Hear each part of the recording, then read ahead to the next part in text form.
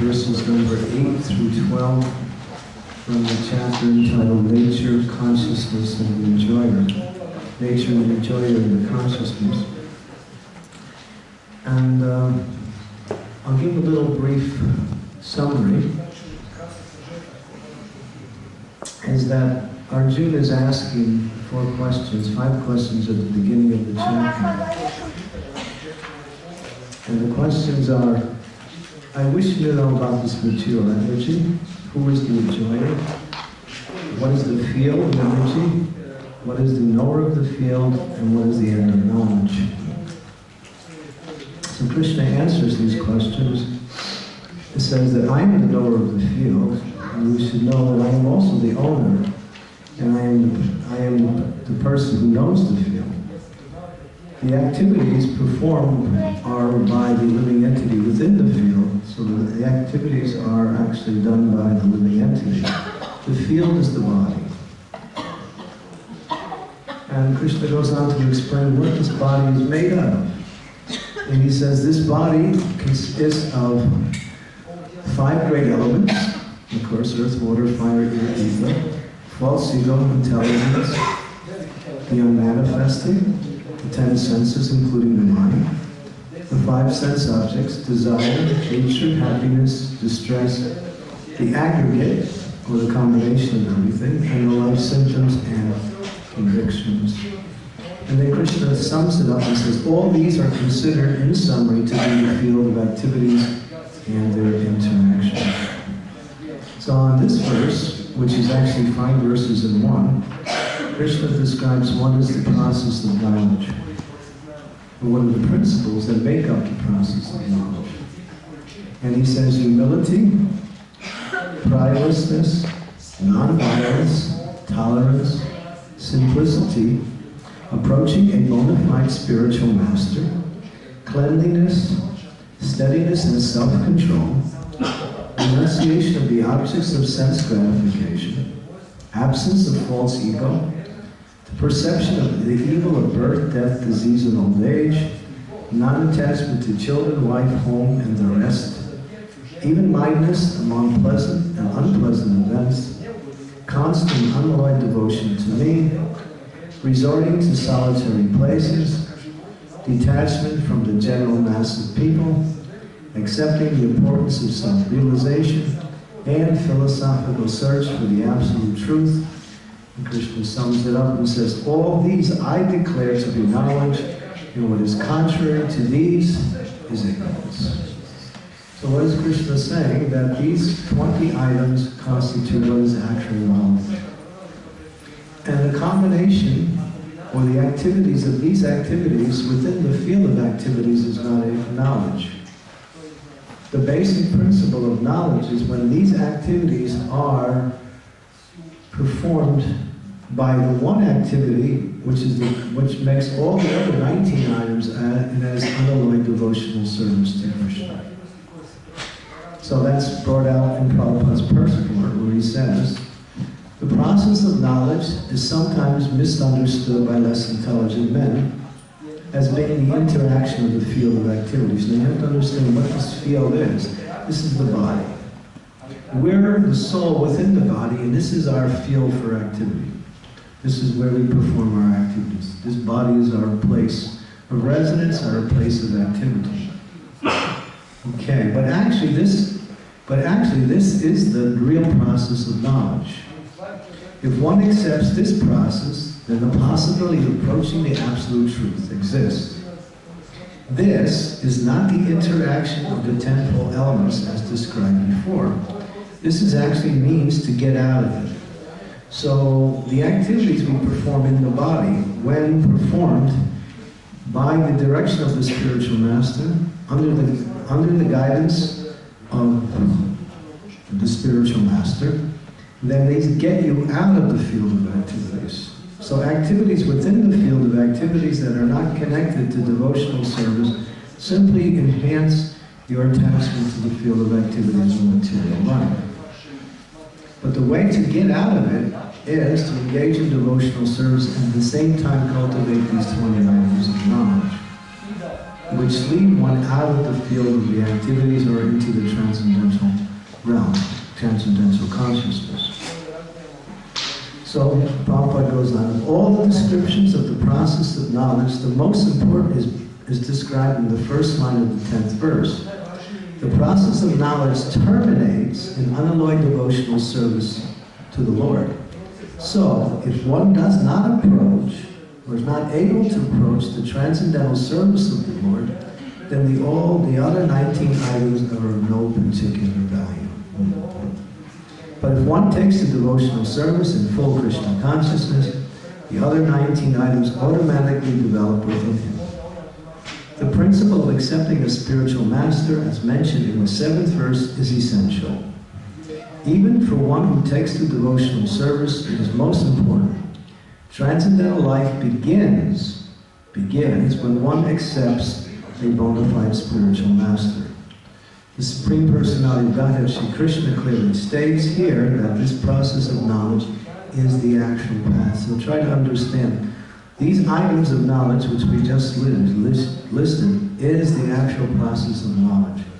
And when performed in relationship to devotional service, frees one from the material activities, material desires. And Prabhupada goes on to say, anything speculated beyond this is nonsense. So we've discussed some of the items in the previous classes. We talked about humility, nonviolence, pridelessness, tolerance, simplicity, approaching a spiritual master, cleanliness. Now we are on steadiness.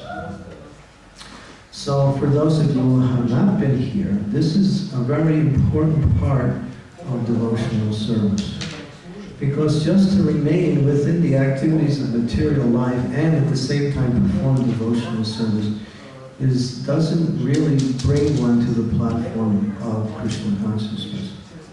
One has to get out of the activities of material life by performing these activities for the service of the Lord. And therefore, these 20 items are foundational to cultivate the consciousness and perform the activities that bring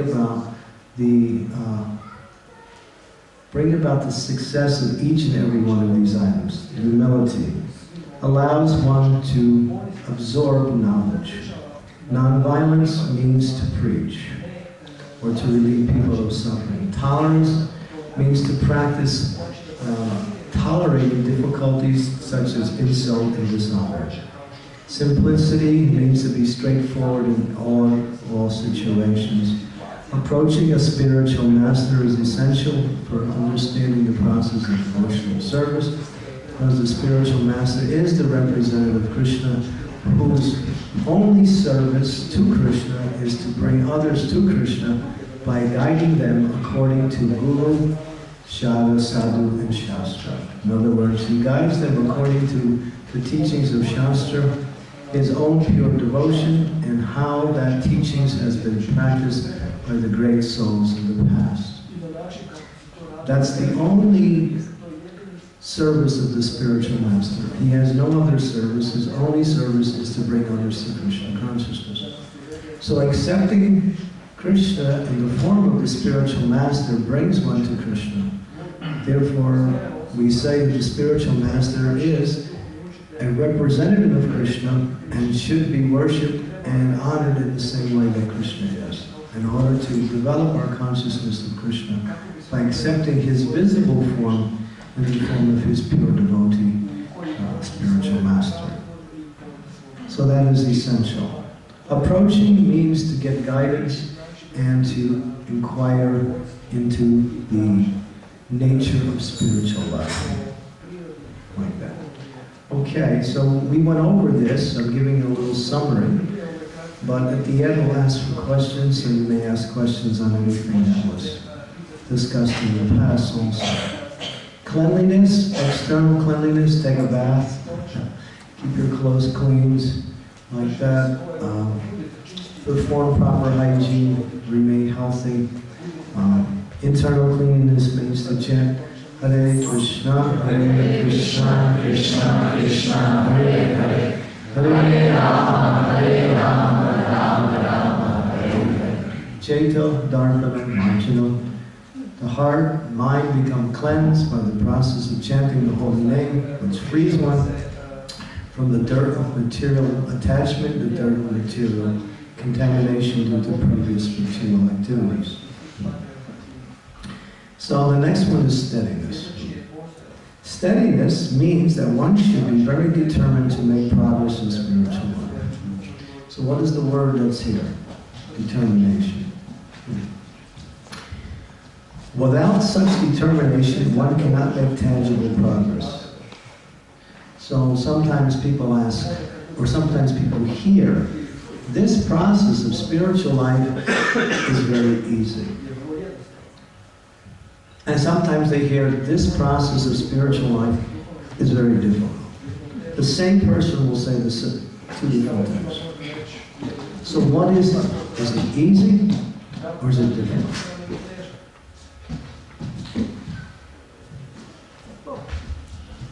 It's both, but what makes it easy and what makes it difficult is determination. So without determination, it's difficult. With determination, it's easy. So there's the definitions as they apply. So one has to become determined. So steadiness is a feature of determination in the practice of Krishna consciousness. How to remain steady. In this world, if you keep doing something the same way every day, the same time, people think you're a robot, or it's boring. Right? In this world, change makes life exciting.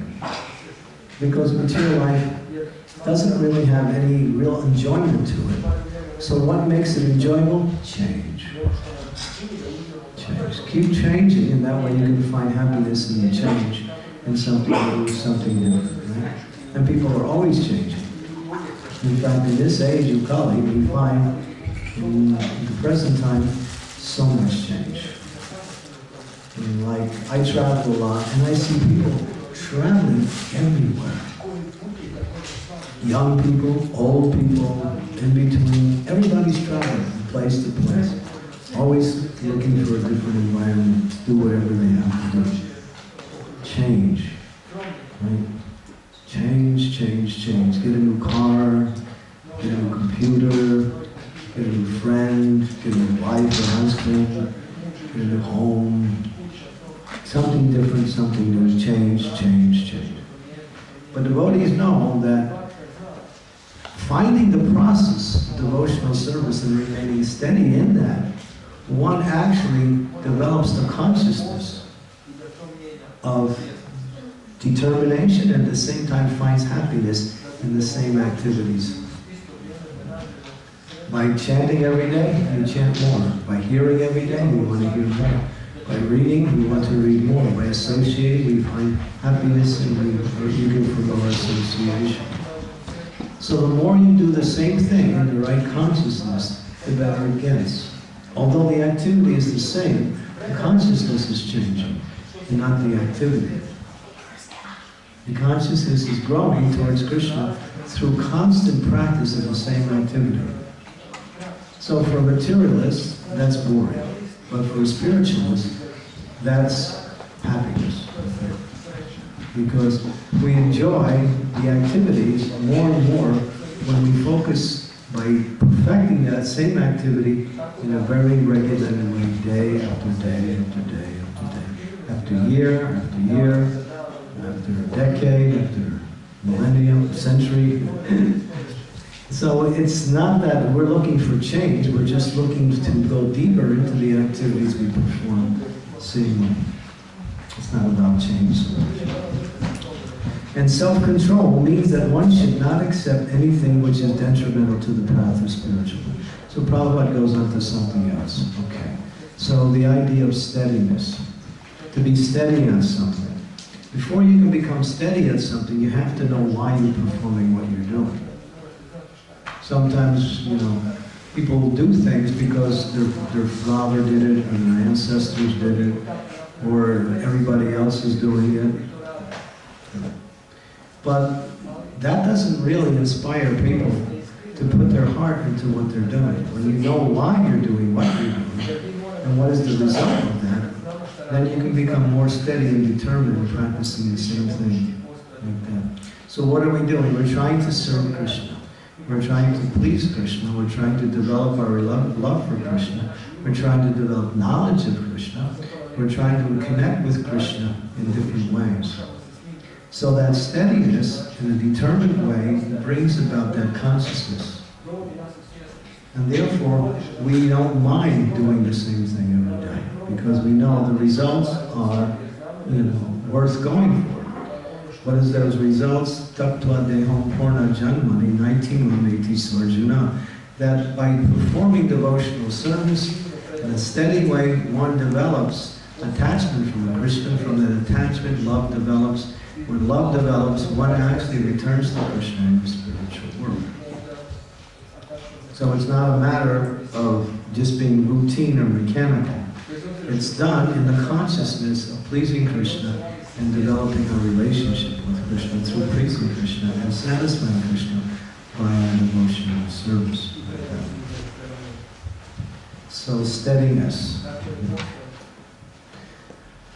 The next one is self-control. Self-control means that one should not accept anything which is detrimental to the path of spiritual progress. Interesting definition, right? It doesn't say self-control means that somehow or other self-control can be understood in different ways. So that definition is quite surprising, in that self-control means accepting things favorable for my spiritual advancement and rejecting things unfavorable. So then the question comes, what is favorable and what is unfavorable? Well, the Shastras, the scriptures are full of what is called vidis and nishedas. Nishedas means things you should not do, and vidis means things you should do. So nobody likes to be told what not to do, right? Or even those who like to be told what to do, right? There's a class of people that spiritual life means just do your own thing and somehow or other worship God in the way that you want to worship God. But that means that you're listening to your mind, and mind becomes the God and not God. So the mind becomes the director, and we're worshiping our mind and not really the Lord. So the Lord gives us the path, and He says the path is given by the acharyas. Mahajano yena katasta panta. Panta means path. The path of spiritual life is taught by those who have traversed the path, who know the path, who can teach the path, and who explain the path in a way that people can practically perform that activity. So therefore, one has to accept the guidance of others, or the spiritual teachers, the Shastras, and follow the rules and regulations. Oh, rules and regulations. Oh my God, what a bad word. I just don't like rules and regulations. I want to be free. But nobody's free because everyone's under the influence of the material energy. So rules and regulations get you out. That's why Krishna says in the Bhagavad Gita, what is that verse? 264 Gita. Who's the shadow? Who's the Gita? I got the Gita here. Yeah, 264. Rajadvaisa vimuktastu indriya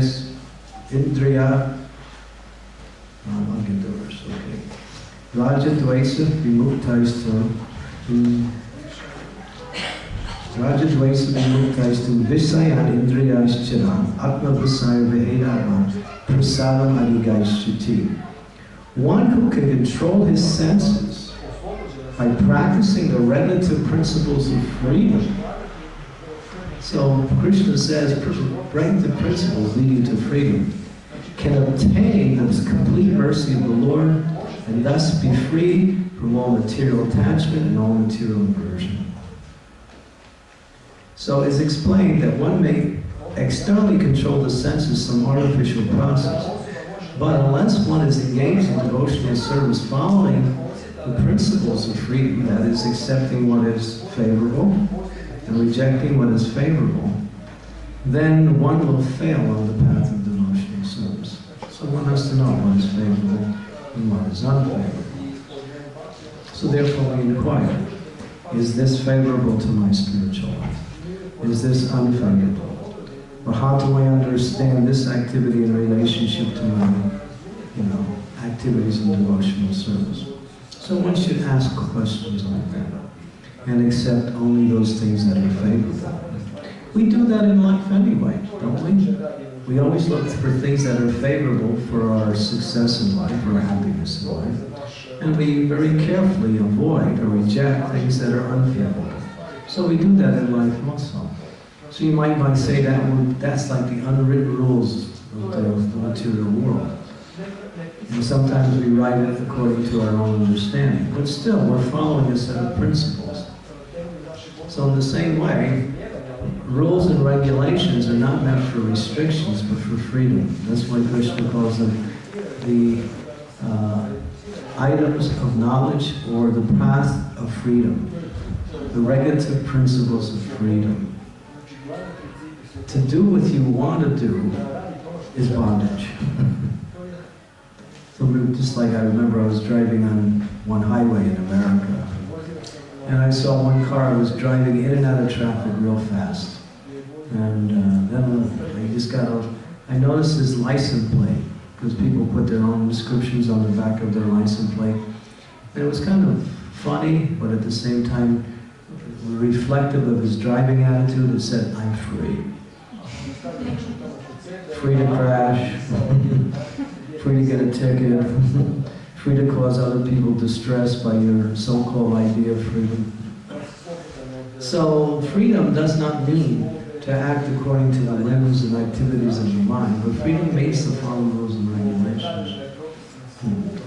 So therefore, there's a very strong set in the regular devotion. There are 64 regulative principles, and one should carefully understand and practice. And that gets us out of the material energy. So controlling our senses means to learn those rules and regulations and accept the favorable ones and avoid the ones that are unfavorable. Or avoid the prohibitions and accept the principles of activity, like that. Prabhupada goes on, one should become accustomed to this and reject anything which is on the path of spiritual progress. Just like, okay, this is the difference between someone who is serious and someone who is not serious. Someone who is not serious will do what they want and then still perform devotional service and think they can get a benefit. Someone who is so serious will say, is this good for my spiritual life? Is it not good? Should I eat more? Is it good? Should I eat less? Is it good? Should I sleep more? Is it good? They sleep less. Should I do this? In other words, they're always thinking, what's beneficial for my spiritual progress? What's beneficial for my developing the attention that I need and the focus in my devotional service? They think like that. They're always thinking, what's good for Krishna, what's good for my spiritual progress? Not, well, I like to do this, I may suffer, but that's okay, this is fun. And then later on, I'll just get back up and chant Hare Krishna again. No, they don't want to fall down or waste time or divert their attention away by performing something that's detrimental. So they're very careful to follow those things that are. Prabhupada says the senses are so strong that one is always anxious to have some sense gratification. One should not cater to these demands which are not necessary. The senses should only be gratified to keep the body fit so that one can discharge his duty in advancing spiritual life. The most important and uncontrollable sense is the tongue.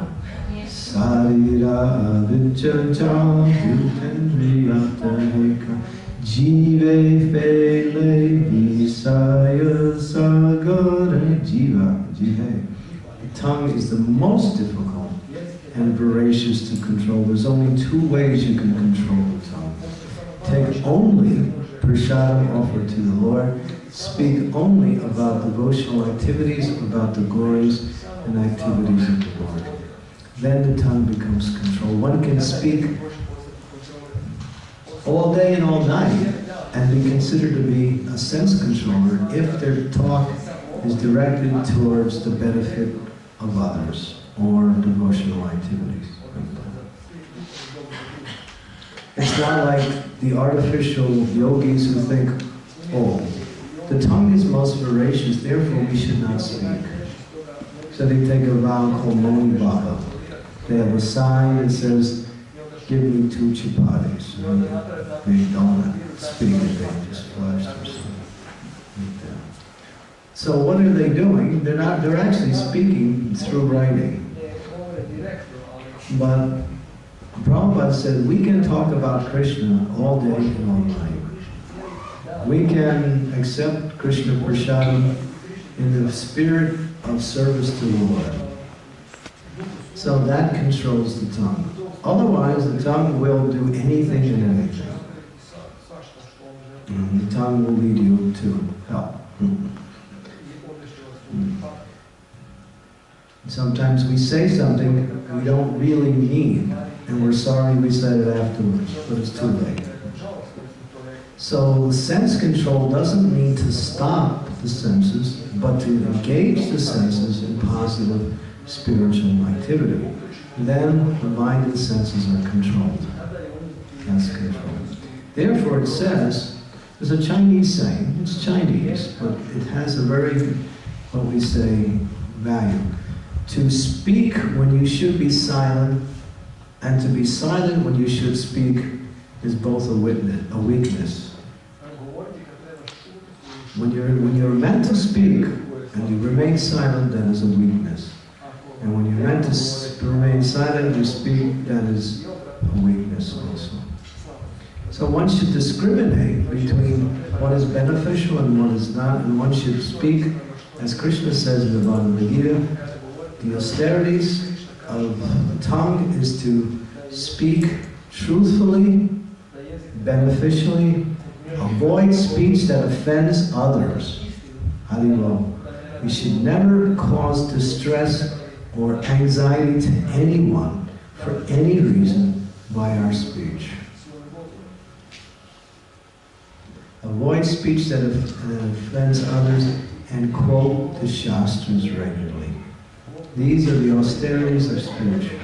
If we practice that, the mind and senses are controlled, and we can speak. And that is considered the best form of self-control, not simply remaining quiet. We remain quiet if we have nothing to say. But then again, if there's something that should be said, if there's some question that should be asked, or you can speak beneficially to help someone, then it's your duty to do that. It becomes a duty to act, to use speech for the benefits of others. Okay. And Prabhupada goes on, he wants to really make this point. The function of the tongue is the taste of the vibrating. And he goes on to explain what I just said. As far as the eyes are concerned, they should not be allowed to see anything but the beautiful form of Krishna. How do we live that way? Therefore, we should somehow every morning, in the beginning of the day, as the day begins, take darshan of the beautiful form of Krishna. Whether you're at home and take darshan of home deities, or if you don't have deities, see the beautiful picture of Krishna. There's so many pictures that are available. Or come to the temple and take the darshan of the deity, and keep that form within the mind throughout the day. You can look into this world and see the different forms, and at the same time not see them. That's called spiritual virtue. But then there's those who are always looking to satisfy the eye's desire to see something beautiful by looking this way and that way and this way and that way and this way and that. And therefore their minds are never happy or satisfied. But when we see the beautiful form of Krishna, and Krishna is beautiful, yes? Out of all his qualities, the most, when we say, attractive to his devotees is his beauty. He has so many transcendental qualities, but we remember him mostly for his beauty. He's so beautiful that he attracts himself. Don't try it. We do that sometimes. We look in the mirror and think, I'm getting better. But Krishna, he was walking one day and he passed this pillar which had a reflecting surface on it. And then he passed it. He said, wow, who was that? And he went back to look at it again and he realized it was himself. He got so attracted, he didn't even realize he was looking at himself. So in that way, the eyes become purified by seeing the transcendental vision. And if we, for some reason, we can't see externally so much, we keep that beautiful vision in the mind. And that vision in the mind is just as good as Krishna's external form of transcendental beauty. Therefore, we can meditate on that form within the mind. And then the eyes become satisfied. The beauty of this world is ephemeral. Ephemeral means it appears to be something wonderful, but it's not. It's more talk about it than it actually is. So, but Krishna's beauty is transcendental, and therefore his beauty is always increasing. Where the beauty in this world is always coming and going. Sometimes it's nice and sometimes it's not. So therefore one can only satisfy the desire of the eyes to see something beautiful, and you see the beautiful form of Lord Krishna, especially Krishna in Sri Vrindavan Dham, which is the epitome of all the beautiful forms of the Lord. And all the forms of the Lord are beautiful. Lord Chaitanya is called Gauranga, right? He's called Gaur Sundar. Sundar means beautiful. One who has a golden complexion that is so beautiful. His devotees would see Lord Chaitanya, they couldn't take their eyes off him. They were mesmerized by his qualities, his speech, his presence, but his beauty captivated him so much that when they weren't seeing that beauty, they were thinking, our eyes have been cheated. We're having to look at something else. The gopis, what are the gopis? The gopis, they cursed Lord Brahma. Brahma, you're the creator of this body, and you made eyes with eyelids. And when those eyelids blink, we lose focus on Krishna. Therefore, although you're the creator, you're full of faults. They're serious. They're not just saying that to make it sound like. They're thinking to blink your eyes means to interrupt your darshan of Krishna. And sometimes you blink your eyes and you don't even know it. But the gopis, when they blink their eyes, they feel somehow we lost Krishna for that flash of a blink. That's how much they're absorbed in the beautiful form of Krishna. So we get an indication of how beautiful Krishna is by his pure devotees and how much they're eager to see that transcendental form. And Krishna has so many transcendental forms that he wants to satisfy all his devotees in whatever mood they are. So he appears always in a very beautiful way. And when you dress Krishna, he gets more beautiful. Krishna is already beautiful, But when the clothes are applied to Krishna, the clothes become more beautiful and Krishna also becomes more beautiful. Although the clothes don't make Krishna beautiful, but when they're on Krishna, they become beautiful and they appear to make Krishna more beautiful. That's why we decorate the deity so nicely, to enhance the quality of his beauty. But where does his beauty really expand itself? By our devotion. Because when we have that devotional mood, Krishna reveals himself more. And then his beauty becomes even more available to our eyes through our devotion. Premanjritam bhakti vilochanena. Santas sadaiva hridayesha vilokayanti yam shyama sundar achinta guna sarupa govindam adi purusha tamaham vajami. When the eyes are decorated with love, when love decorates the eyes can actually see. And then the word is kajal. Kajal is a mascara that people use to enhance the beauties of the eye. The ladies put that black on. And it looks really nice. Even their eyes look really kind of like really far out. But when you put the kajal of love on the eyes, then the eyes actually become beautified, and then one can see the beautiful form of Krishna more and more. So love is the ointment that decorates the eyes and reveals Krishna's beauty more and more. So it's easy to love Krishna. Why? Because Krishna is lovable. In this world, you have to force yourself to love somebody. I mean, okay, you like him. It's all right. He's not so bad. She's not so bad. But then again, it's not always like that. So there's some kind of forced austerity in trying to love someone in this world. But Krishna is just naturally attractive. All you have to do is want to be attracted by Krishna. It's natural to be attracted by Krishna. And that naturalness comes as we purify our heart and develop that loving relationship. And then we want to see Krishna more. And then you're actually seeing Krishna. When a pure devotee looks at Krishna, and when we look at Krishna, we see two different Krishnas. We see two different Krishnas. We're seeing so much, but he's seeing much more. Not only is he seeing more, but he's actually talking to Krishna in that loving relationship. So that's Krishna. He's all attractive. So the eyes should be allowed only to see the beautiful form. The ear should be engaged in hearing about Krishna, the nose in smelling the flowers and the incense offered to the Lord. This is the process of devotional service. All the senses can be engaged in the service of the Lord.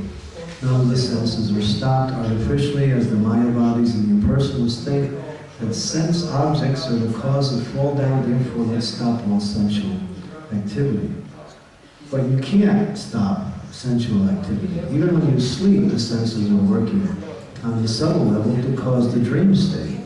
So even in the mind, you're seeing dreams, which is another form of visual sense objects.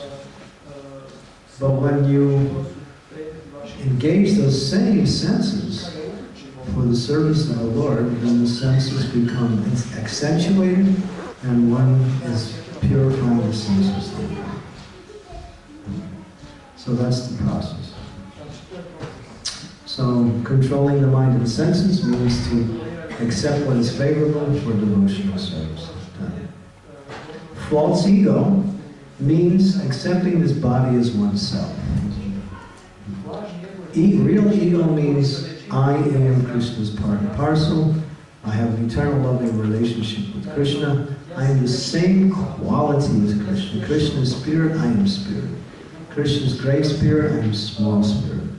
We are of the same quality, therefore we have an eternal relationship. That's called real identity. Everyone has an identity. Now, it's not that we all have a somewhat neutral identity.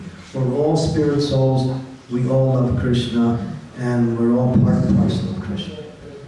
That's the general definition, but in that generality, there's specifics. That each and every living entity has a unique, loving relationship with Krishna that's different than any other living entity. Just like in this world, you don't find two people the same. There's no two fingerprints the same. There's no two voice tones the same. Although voices are very similar, sometimes people can imitate another person's voice. But even that, there's always something less than the actual imitation. So in this world, even exact twins, sometimes you see exact twins, you can't tell them apart, but there's some difference there. You go a little deeper into the investigation. But in the spiritual, so in this world, everyone is unique materially. But in the spiritual realm, every spirit is unique spiritually. That's why Krishna is eager to taste loving relationships with each and every living entity. Because each and every living entity has a slightly or even greatly different relationship with him in love than others. And Krishna is the most lusty boy in the world. And he is considered the king of lust. He wants to enjoy each and every person in a loving relationship. He's not satisfied just with some few billion living entities. He wants to enjoy each and every one. So he's always eager for someone to develop that love with him, because each one has a certain flavor. And that flavor is called ras. And within the ras, there's finer elements of that ras that makes that ras even sweeter. So variety, happiness needs variety. So within loving relationships, the more variety that comes with the love, the more happiness one experiences in that loving relationship. We see that in this world. People want to enjoy different people. They want something different, just to taste the sweetness of that kind of relationship. That's there in Krishna also. Otherwise, how's it here in the material world? So each and every one of us has a unique, wonderful, and loving relationship with Krishna that's different than everyone else. So real ego is to try to come back to that identity and give up the false identity. When the false identity is, what Krishna is speaking here, the field of activities, the material body. The material body is simply given to you by material nature through your mother or father. You're awarded a body so you can perform your activities in this world. And your activities in this world are of two natures. One that make you more attached to this world, or one that gets you out of the attachments of this world. We have a choice which direction our activities are performed. Therefore, to have a human material body is considered a great boon, because it's a chance to get rid of all bodies. In other words, to accept a human form, that means now I can stop having bodies. I can stop having bodies and I can come to my spiritual body. As we have a material body, different ones, life after life, with different families, just like, now people are imitating the Americans, right? American rock and roll, American jargon, right? American ways of doing things. So then, next life you take birth in America. So you don't have to imitate, you're just part of the scene there. So whatever you focus on in this life, you're developing a consciousness that is projecting you towards that type of activity in your next life. And then when you die, you take birth accordingly. Karma, daiva, and trina. Under the influence of material energy, you get a body according to your desires and activities of this life. But the idea is to stop taking material bodies. So anything that is connected with the body is not me. Or the mind. And when we say body, we mean body and mind. So these are superfluous to the living entity's existence. We simply live within the body. The body is dear because we're in it. That's all. Just like you take care of your car because you need it to drive. You live in your house, you keep it clean, you protect it because it's your house. It's a place where you dwell. So we dwell within this body and we keep the body functioning nicely. And not so we can enjoy the body, but so we can have the opportunity to perform devotional service in such a way that we can maximize the results of that devotional service by taking care of this body very nicely. That's all. And the body is not yours anyway. As Krishna says, this body belongs to me. Because it's made out of material energy. It's made out of material energy, and material energy is one of Krishna's energy. So if you analyze the ingredients of this body, it's simply the ingredients that make up the material energy. And so when we are living within this material body, we should understand that it's simply a vehicle, that's all. It's a vehicle, it's not me. I take care of it. Who am I? I am the soul within the body. So false ego means to identify with any aspect of the material energy.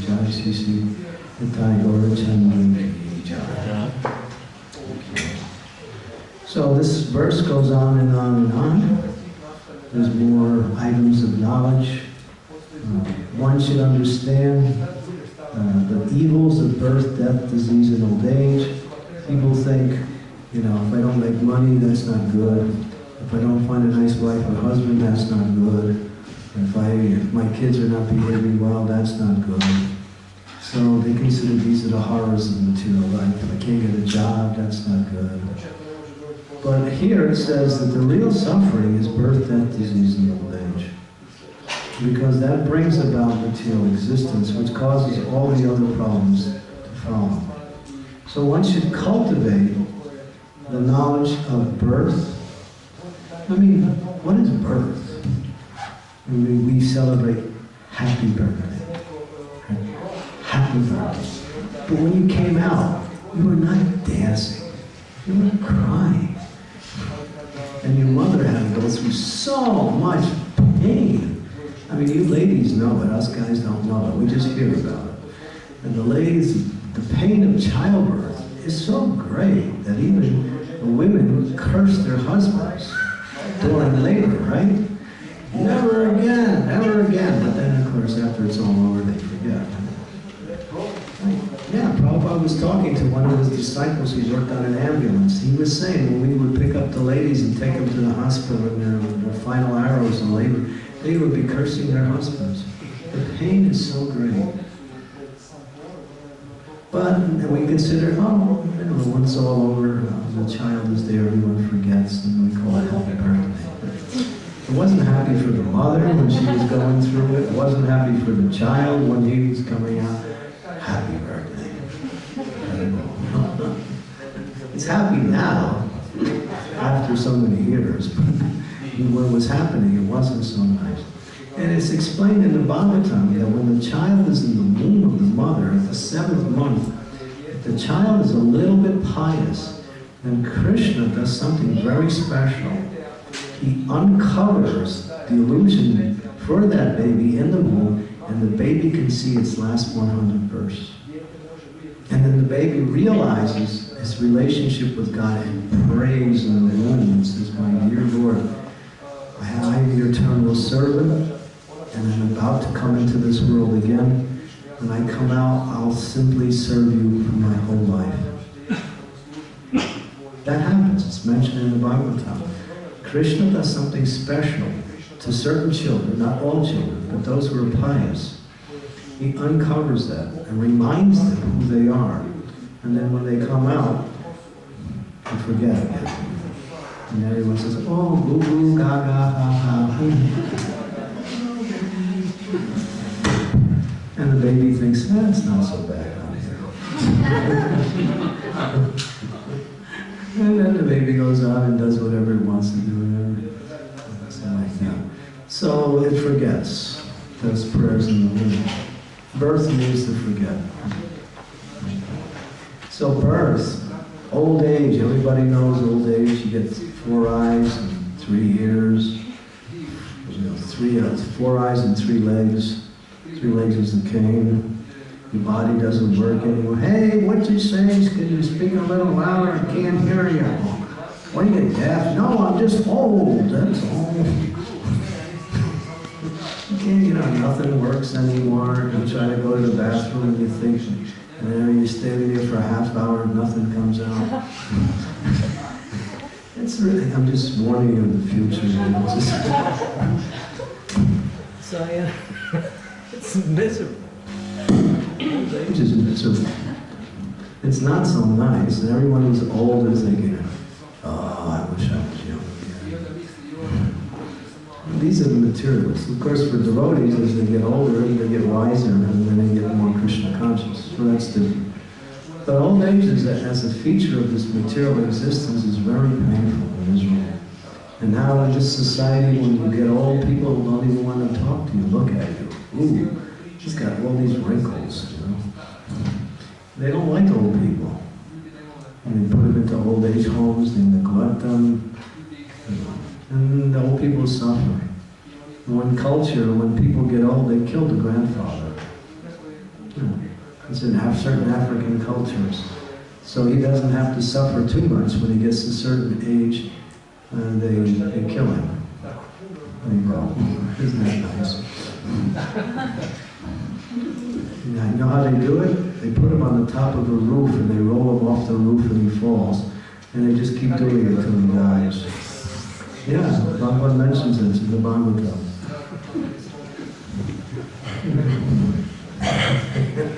Hanuman is laughing. Then feast. Huh? Then feast. Then they take him and they have grandfather Prashad.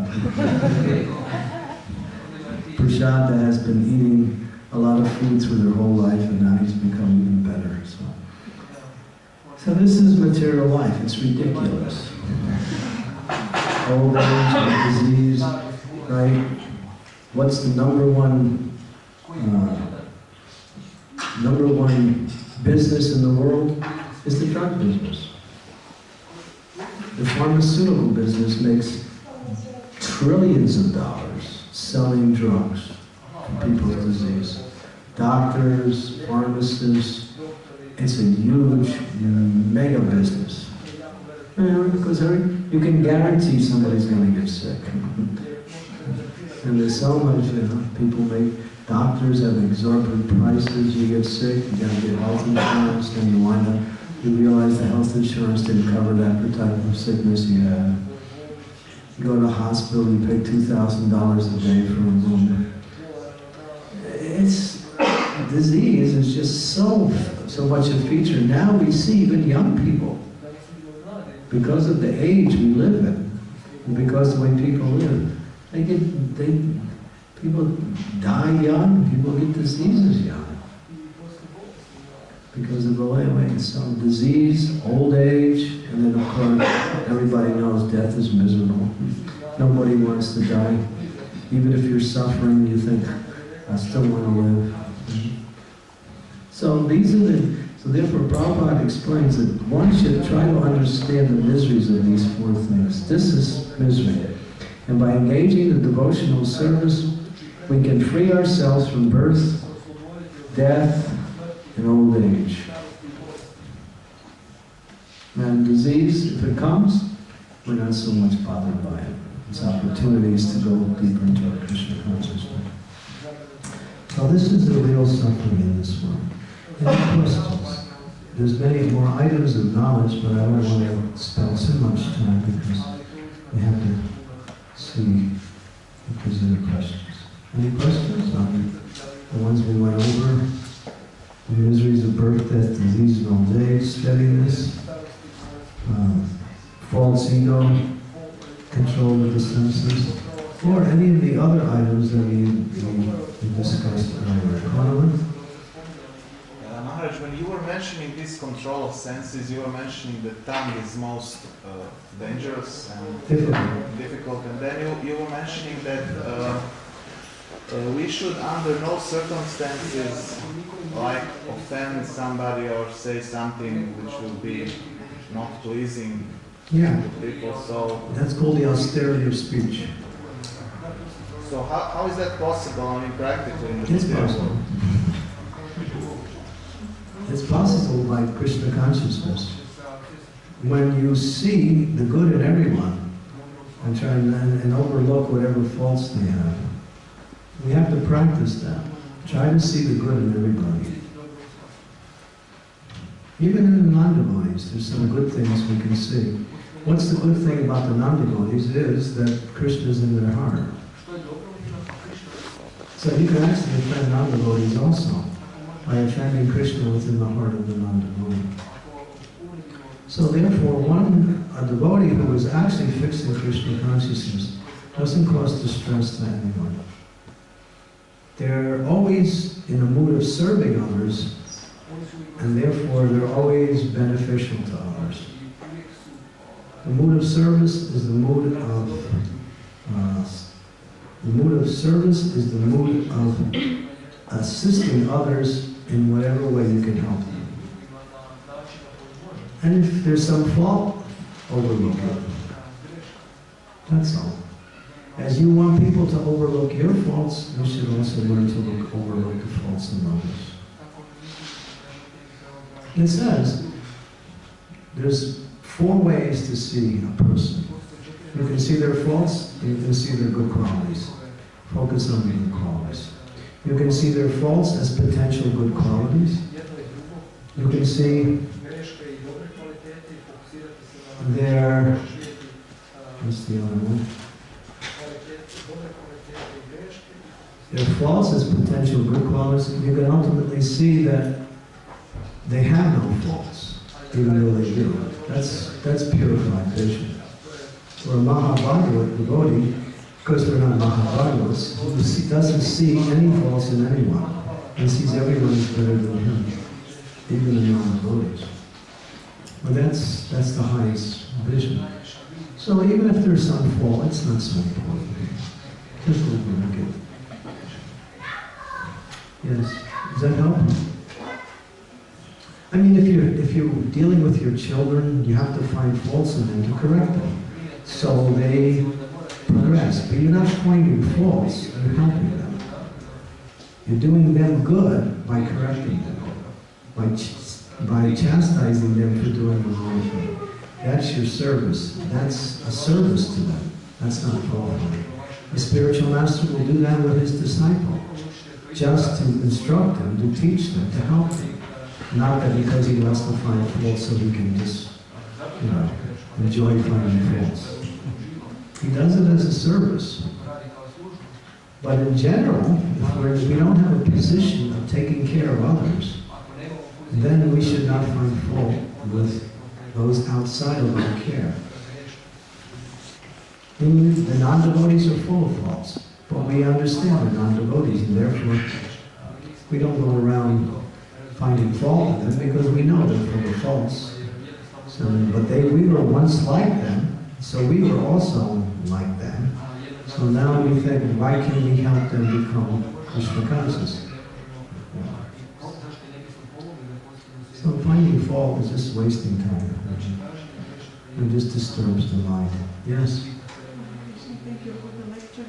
I would like to ask something about violence. If you can maybe say which actions goes in this category. And as Sajinananda Swami said once that when devotees are chanting holy name, that he pays whatever he is doing, he pays attention to this devotee.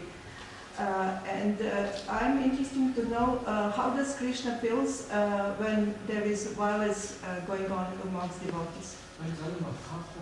He leaves. He doesn't like it. What? He leaves. He leaves. Yeah. What was he? He's not there. Because amongst devotees are meant sadhu sangha to serve each other, to make friends with each other, to assist each other. And if you have problems with another devotee, best not to associate with, to avoid any problems. And if you can't avoid association, always be respectful, at least. But a devotee is kind. That's the first principle of the 26 qualities of devotee. He's kind. He's not out to cause difficulty to anyone. Even to the non-devotees. The devotees come. So when there's enmity or envy or even violence, it's in the lower modes of material energy. It's based on false ego, and it doesn't solve the problem, it makes it worse. Well, does it mean that Krishna goes away? He's not happy with the situation. It's like if we're chanting with offense, he's not there. If we're chanting without offense, he comes. So if we're committing offenses like violence, he leaves. He's not present. He's not going to be there when we don't cooperate. And cooperation is very difficult when you reach the problem. But one should practice that. Cooperate. It means to operate together. And that's why when Prabhupada left, he was asked, what can we do once you're gone? How can we serve you? He said, cooperate. Cooperate to bring this institution to others. Cooperation. If we could cooperate as a society worldwide, then the whole world would be Krishna consciousness very fast. That's what's stopping it.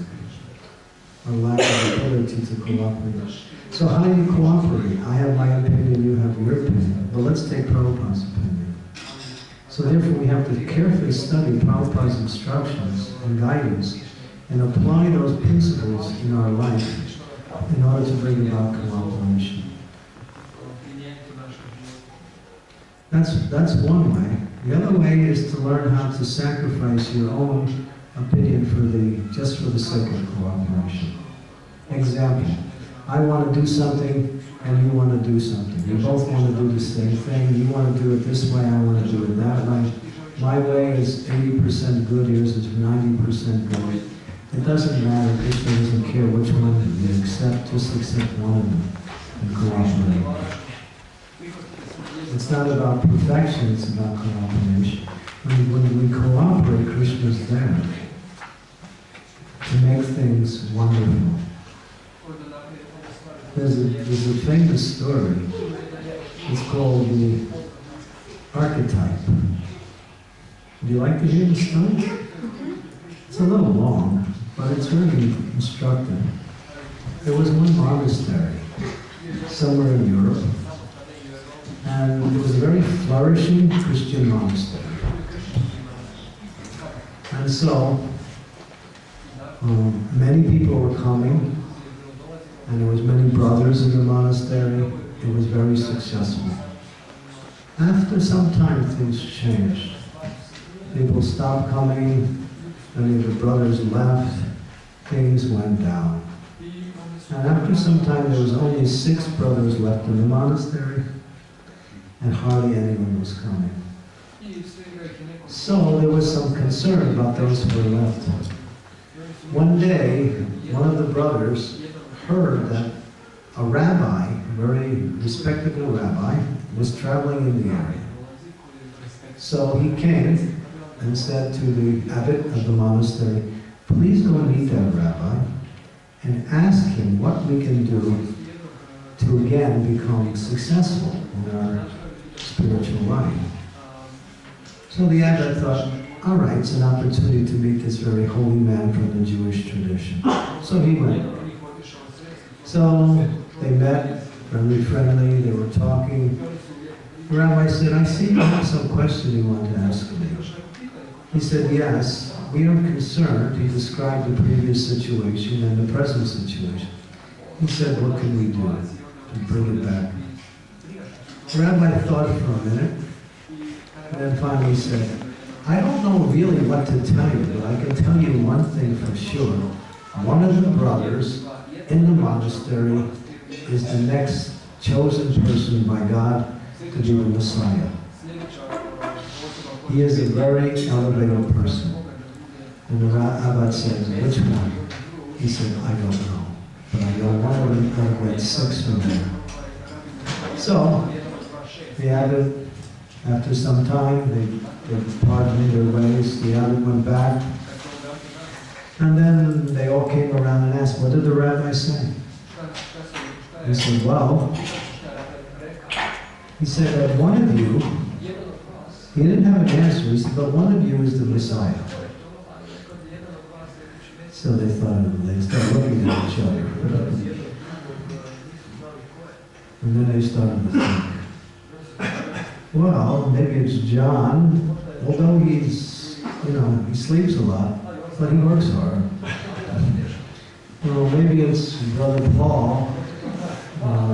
He's always complaining, but he's right. So they were kind of like wondering who it was, but nobody knew who it was. So in order not to commit offenses to any of each of them, they started to serve each other in the restaurant, not knowing which one was the Messiah. And that went on, and after some time, more people joined and people started coming back. So as soon as there's cooperation and love between the devotees, Krishna starts to show his mercy in so many ways. When that's not there, all we do is struggle. That's all. And things just go down. So this cooperation is such a high principle that if we see each devotee as Prabhu, Prabhu means master. We use the word Prabhu. Means that I'm here to serve you, not that you're here to serve me.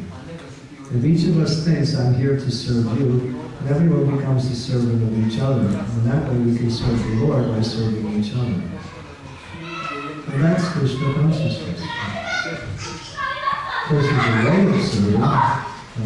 There's a way of serving, but still, the mood of service is what's pleasing to Krishna. The mood of friendship, the mood of love, not the mood of fault finding, not the mood of politicking. Politics has nothing to do with spiritual life. Politics is politics.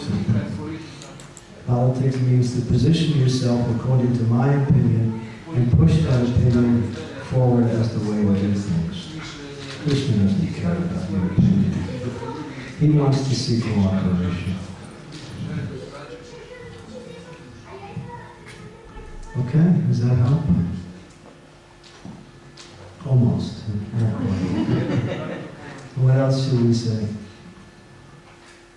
Nothing for now. Okay. I will just think a little bit. Yeah, try to see the good qualities of others.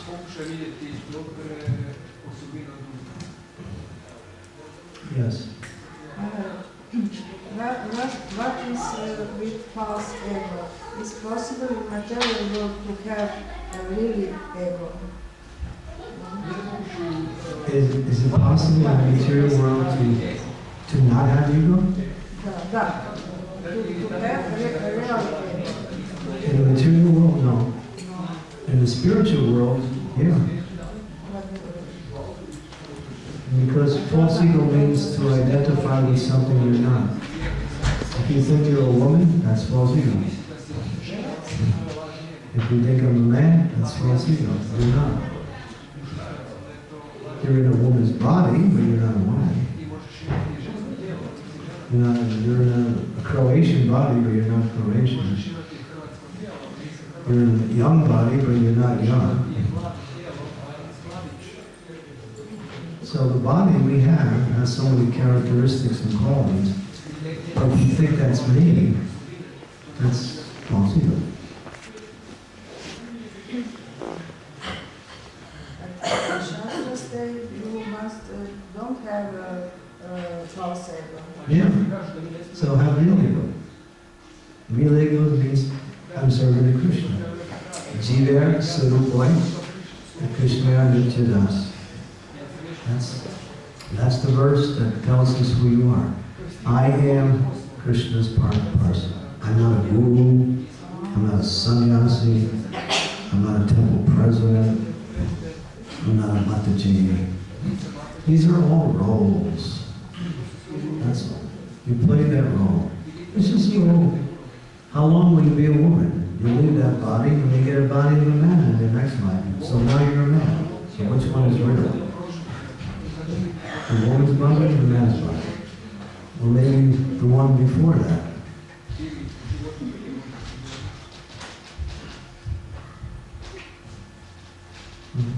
We told the story of Chitraketu this morning to illustrate this point. Chitraketu's son died, and then the sages brought him back to life because Chitraketu was lamenting. And his son said, come back and meet your father. He said, what do you mean, father? Which father? Which father? Who's my father? Krishna is my only father. So as long as we still maintain a bodily concept of life, we will identify what that is me. It's not me. You're on a stage. You're put into this body because you have material karma. So you have to see yourself different than your body. So who is yourself? That's you're the spirit in the body. Pure spirit. Part and parcel of Krishna. That's real ego. That's the only ego. But you must act like a woman, you must act like a man, you must act like, a guru. You must play your material role, but don't get attached to the role. It's only a role, that's right. It's like a dramatic performance. And after a while, death just changes everything. Then time to play a new role. The curtain's over, the act is over, next play. Yeah, you come out again, and you got a different body, and a different country, a different set of circumstances. So, and now that becomes you, right? And this you will become the other you. But neither one is you. You are Krishna, part and parcel. You belong with Krishna. You are the same quality as Krishna. You are pure spirit. Your identity is love, knowledge, and eternal happiness through unalloyed service to the Lord in various ways. The spiritual world is full of variety. The material world is full of variety. But one variety leads us towards, more births and deaths, the other variety brings us to greater happiness. So, unless we remember that, then when we get into a situation of sickness, or even when we're about to die, we'll become distressed. We'll think, oh, it's terrible. No, it's not happening to you, it's happening to your body. Okay, I'm in my body. It seems like it's happening to me, but it's not. Because we're so connected with the body. It's like one preachers was preaching to two people, a man and a woman, and he was saying, you're a spirit soul. You're a spirit soul. She says, yes, I know I'm a spirit soul. I'm a female spirit soul. And he's a male spirit soul. So we put the genders onto the soul also, according to our particular bodily gender. And that's what causes us suffering. The suffering is to identify with something that's not us. Even if you lose all your money, so what? You're still there. You say, oh, in America, 1929, 1920, yeah, in the 30s, people were losing all their money to the stock market crashes. They were jumping out of windows committing suicide. Without money, what is the use of life?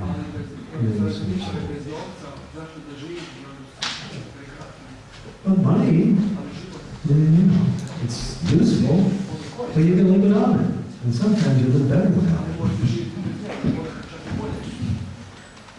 It's useful. So, any loss in this world, you can expect it. Whatever you got, you're going to lose. But you never lose your identity, and you never lose your relationship with Krishna. That you always have. So why not focus on that now, and just tolerate these other identities? Isn't that good news? I think it's really good news. Everyone's afraid of death, but you don't die. Your body dies. So you're not the body, so you don't die. You go. Isn't that nice? Well, we put so much importance on the body, and the body is useful. We should try to preserve it because it's useful for Krishna consciousness. It's natural to preserve the body. When Medici was asked by the demigods to give up his body so they could make bones, a weapon out of his bones, he challenged the demigods and saying, the body is the most dearest thing, and you're asking me to give it up. He knew that he would do it, but he was just speaking philosophy, just to enlighten the demigods who were asking him for his body so they could have a weapon to kill this big demon called Vitrasura. And Krishna sent them to that Medici and said, he'll give you the body, just ask for it. But he didn't give it right away. He said, you're asking for my body, but don't you know the body is the most dear thing to a person? Don't you know what you're asking? He wanted to test them just to see how much they understood. And he challenged them. And they weren't able to give satisfactory answers, but they had to agree with him. And then finally he gave up his body and they made a weapon out of his bones because he had performed austerities for thousands of years. And his bones were so powerful that they became the thunderbolt of Indra. Indra has that thunderbolt. That was made from the Dici's bone, from the Dici's bones. So yeah, you could lose your money, you could lose your everything, but if you lose your body, that's the greatest loss, right? But that you lose anyway, because that's good. Time takes that away, so that's not you either. Therefore, on the spiritual level, there's nothing to gain, there's nothing to lose. On the material level, we're always trying to gain something, and we're always afraid of losing something. But spiritually, there's nothing to gain, nothing to lose. All we have to do is just connect with Krishna. And then we gain our realization of our relationship with Krishna. And that's what we're looking for. We're looking for that in the material way, in our activities in this world. We're trying to find that same happiness through material activities, but it's there with our relationship with Krishna. Therefore it says, when you're Krishna conscious, you fulfill all your desires eternally, perfectly. You have no one with that desires left. You have reached perfection. So that's what we should focus on, what it means to detach ourselves from all these identities that keep us in this idea that I am this body.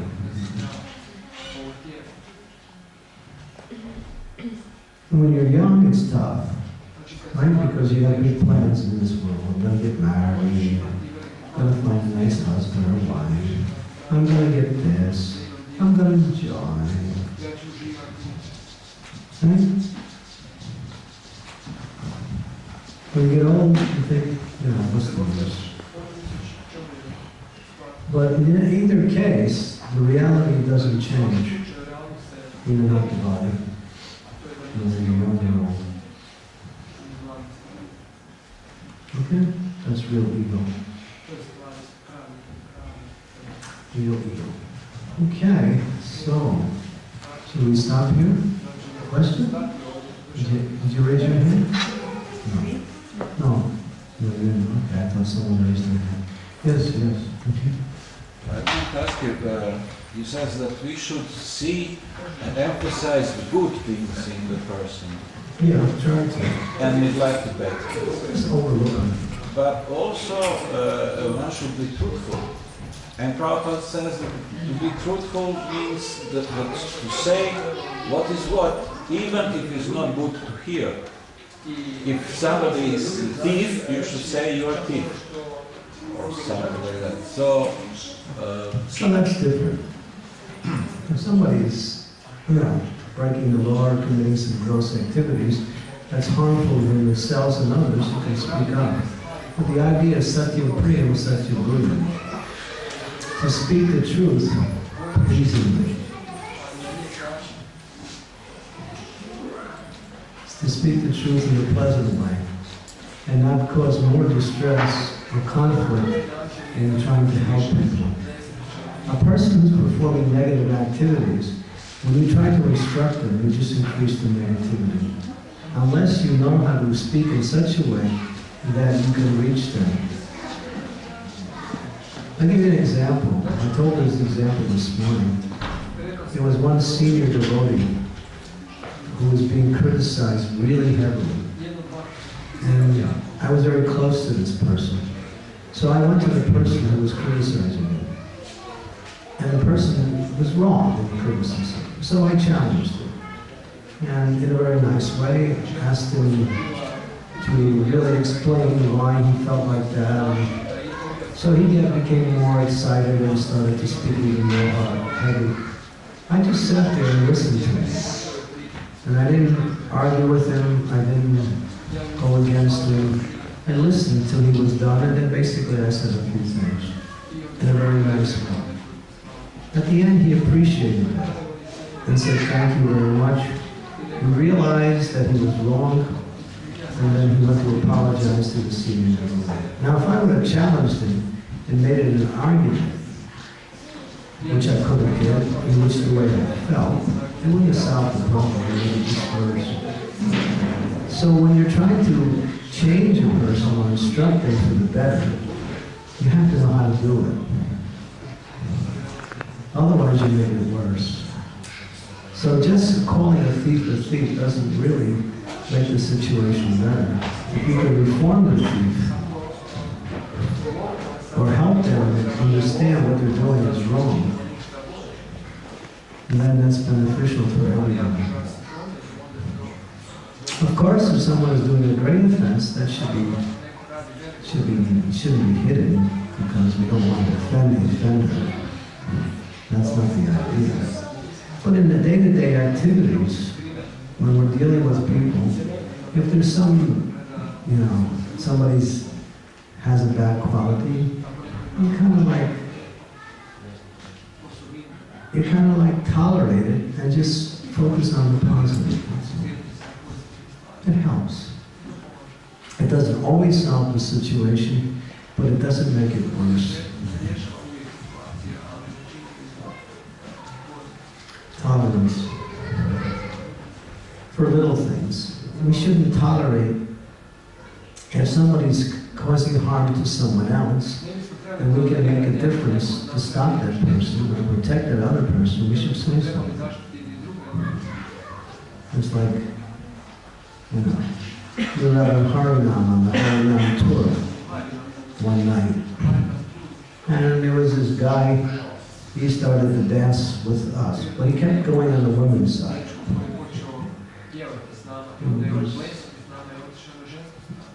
Who was there? Mahima, you were there. Remember that guy? What town was that? Pula, yeah. And he kept coming, and then he started grabbing the ladies, and pulling them to dance with him. So I got really angry. And then he saw me, he said, I look like a Shrinath. So, and he said, I'm just joking, just a joke. So, I had to do that in order to stop him, because he was disturbing the ladies, and he was committing offense for himself and others. So that, you can do that. But you have to learn how to act according to time, place, and circumstance. So he got the message fast. So sometimes you have to be tolerant, sometimes you have to know the situation, whether to speak or not speak, act or not act. Are you going to make it worse, or am I going to make it better? I mean, I watched the guy for a while, and I didn't say anything at the beginning. I saw that he was starting to act a little wrong, but I let it go on. And then finally, when he started to grab the women by the hand and pull them, then I said something. But I was watching him. So that's an example of how we should look at the situation. If someone is offending someone else, we may be able to speak up. Okay. But then again, don't offend the offender. Try to speak in such a way as to somehow make the situation better. It's not, you don't act or you do act. You should know when to act and when not to act. And therefore, it takes a little thought. You see what I'm saying? It's not one way or the other. You don't let nonsense go on in the name of tolerance. But at the same time, you may not be the person to change the situation.